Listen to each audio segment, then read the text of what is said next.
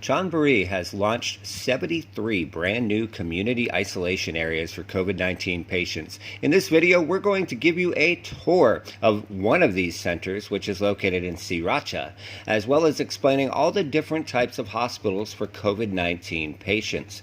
Now, some of you may have wondered before, what happens if I test positive for COVID-19? Now, of course, this differs in every single country, but in Thailand, anyone who tests positive must be under medical supervision. They are now starting to allow self-isolation, but there's very strict rules for that, and only limited people are allowed to take part in this. The major current options for those who test positive currently are, of course, hospitals, which are reserved for serious or moderate patients, or private hospitals for those who wish to pay for private rooms. Then you have field hospitals, which are larger barrack-style hospitals, a larger version of the one you're looking at in the video, mostly for mild patients as well as some asymptomatic.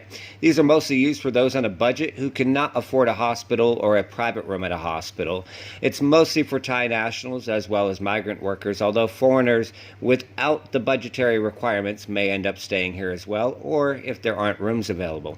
Then you have hospitals, spelled Hospitels. The spelling is intended.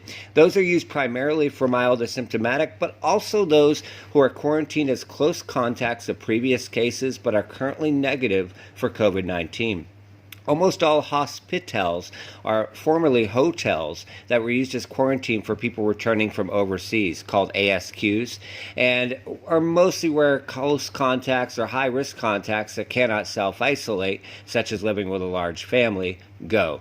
Then you have community isolation, which is a smaller version of field hospitals and are mostly asymptomatic or very, very mild symptoms. People who cannot self-isolate, mainly because they live in large families, condominiums, or places with many other people. The place that you're watching in this video is an example of a community isolation center. Of course, you have self-isolation, but there's many, many requirements for that. Then you have bubble and seal. These are mostly for factories, industrial estates, construction camps, migrant worker dormitories, etc., etc.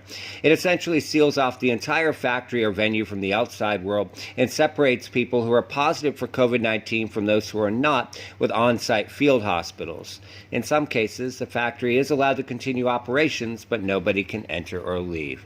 We hope you enjoyed the tour and the brief explanation. Have a safe week ahead.